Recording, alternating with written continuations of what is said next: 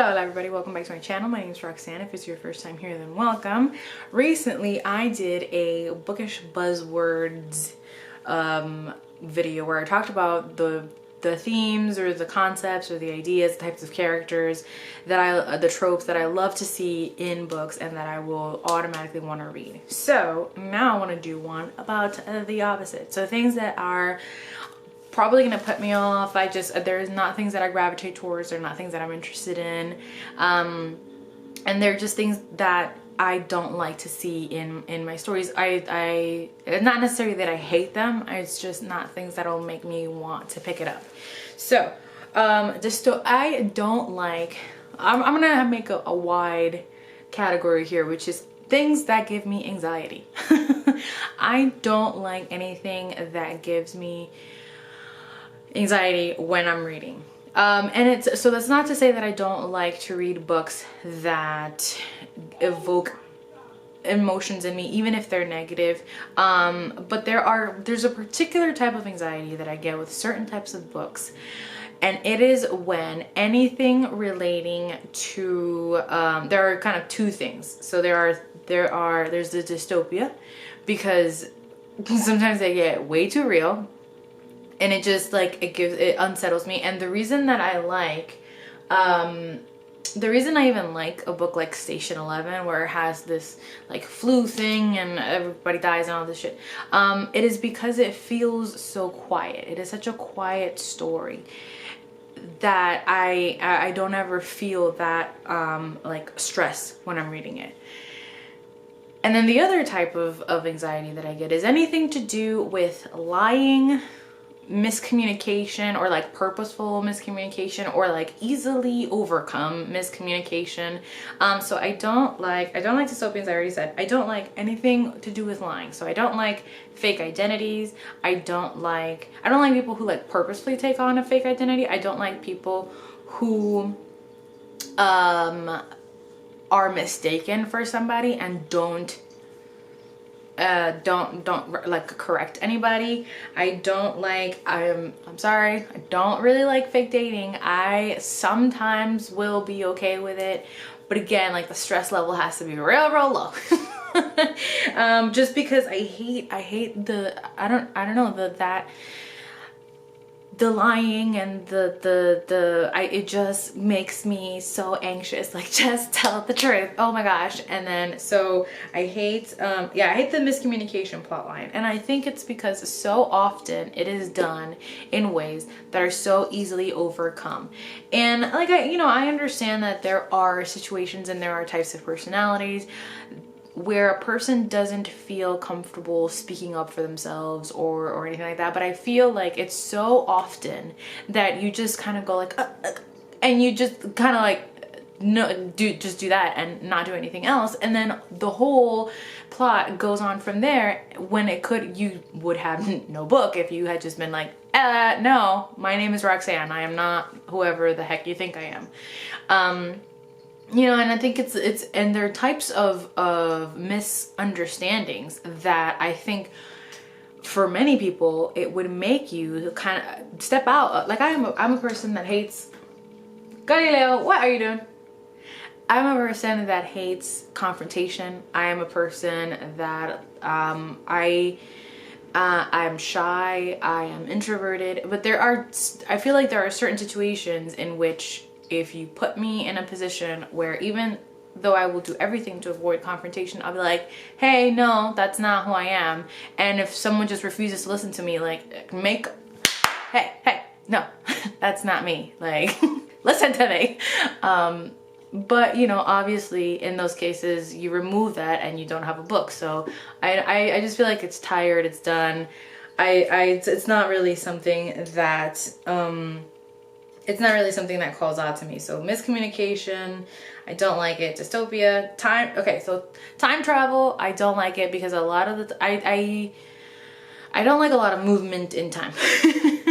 Like time jumps are okay to an extent, but for the most part I like a linear told story. I'm fine with that. I think in time travel, I don't think a lot of authors properly tackle the the situation at hand. Like, you have time traveled. What are the consequences of that? And I don't think they're ever, I don't think they're ever like fully explored, explained to my satisfaction. That I feel like it is so common that you're just kind of waltzing right into plot holes, and I don't, it's just not something that really calls out to me much.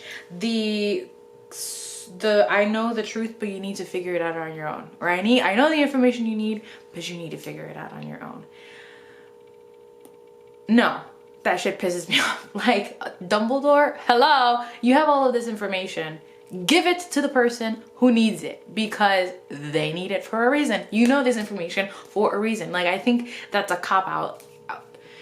Like, be more involved in your storytelling so that you don't lose out on a lot of stuff if this happens, you know? Like, I feel like it's convenient and it's just annoying. If there is somebody who has the information that somebody else needs, there better be a really, really, like, just 100% good reason for them not to say it, and for your own good, or because you need to figure it out on your own. You need to mature. You need to grow. No, especially when, like, lives are on the line. I can mature later. Like, I'll mature right on the spot as you tell me what it is that I need to know. I don't like stories within stories. So, like in Fangirl, where they had that book within the book, I didn't like it. In The Starless Sea, where you had like those little stories within the stories, they take me out of the story. I, for the most part, will just like zoom right past them. Sometimes I might not even read them. I just don't. They just take me out of the story. I can't think of a time in which I have like thoroughly enjoyed books within books, or like that sort of. I do like mixed media type books, like Marisha Pessel's Night Film, I know, is one that people either love or detest, but I like that idea of having multiple things come together to create a story. The idea of like Illuminae and all that stuff, like, that's really cool. I like that a lot.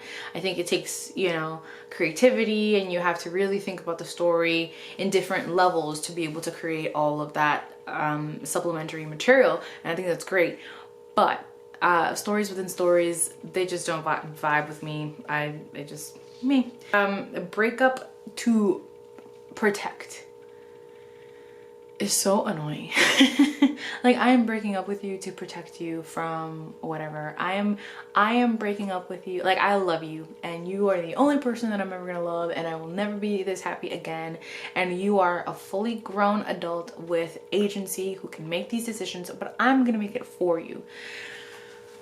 I don't like breaking up where like two people want to be together and they love each other, and like, that's not the issue. The issue becomes when one person tries to make decisions for the other person, and it's like, no, like, if I know that you're an assassin, or if I know that you're being, you know, hunted, or I don't know, whatever it may be, give me the option to either stay or leave.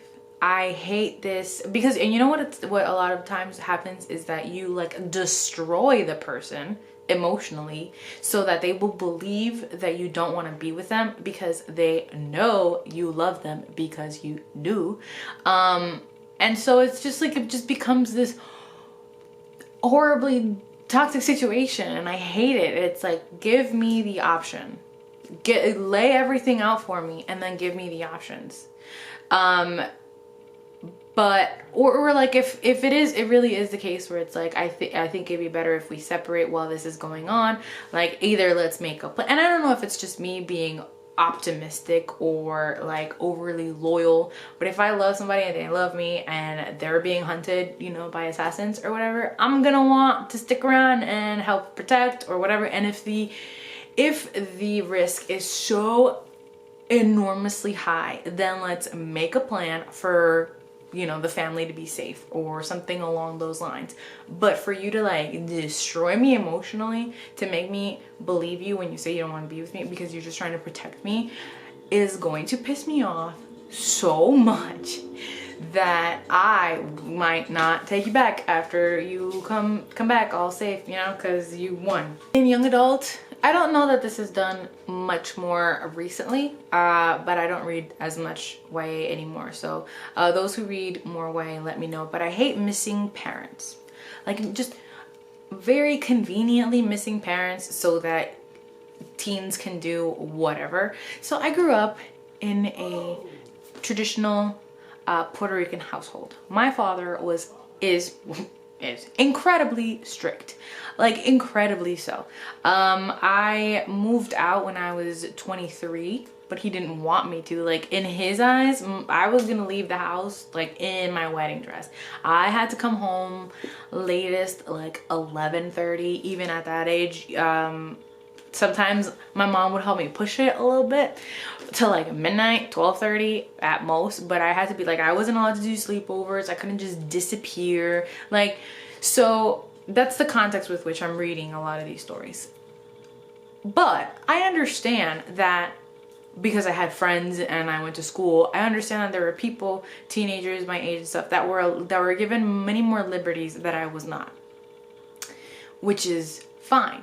But to completely remove the parents because you want your story to go on, like, I think it takes me out because I'm just questioning like, where the hell are the parents? Why are these kids allowed to do literally whatever the heck they want? And it's just like, I've never liked it. I mean, it's okay to have parents who are lenient, I get it, but sometimes they're just like, it is taken to an extreme where I would be like, because and then the parts of the parents that you are shown, they're like caring parents who give a crap. So it's like these two things don't equate for me. But I know I have read a lot of YA written by authors of color that rectify this. But it might be a cultural thing, who knows? Because my dad was strict. Is so yeah, I think I've covered all of the like content things that I hate. There's two things that I hate the most in the like physical appearance of books. And I have too many. Like, I know a lot of people don't like the deckled edges. I don't mind those. If I need to turn the page, I will do so from the top. I don't need to do it from the side. From the top is just fine. Obviously, like, everybody hates super stiff paperbacks and stuff like that. Like, I love me a floppy paperback. So those, you know, whatever. But there are two that just grind my gears, and I hate it so much. And it is mid-series cover changes. What? Now you're gonna make me buy the covers I already have again. It's just nonsense. And this one is like number one. I will always hate it. Movie and TV show covers. Apologies for my very loud neighbor. I get it, okay? Like, I get it.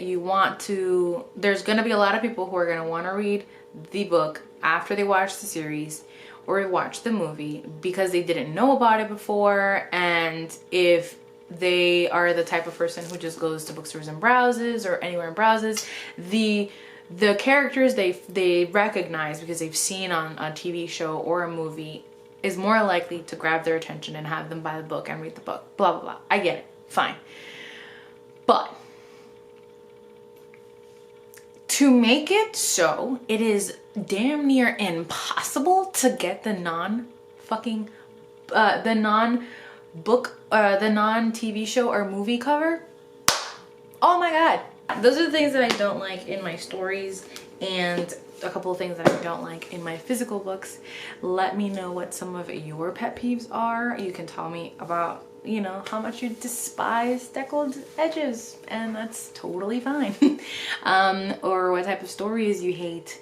What type of things give you anxiety when you read about them? Like for me, lying, fake dating, fake identity. Don't like it. Well, I'm glad I'm done.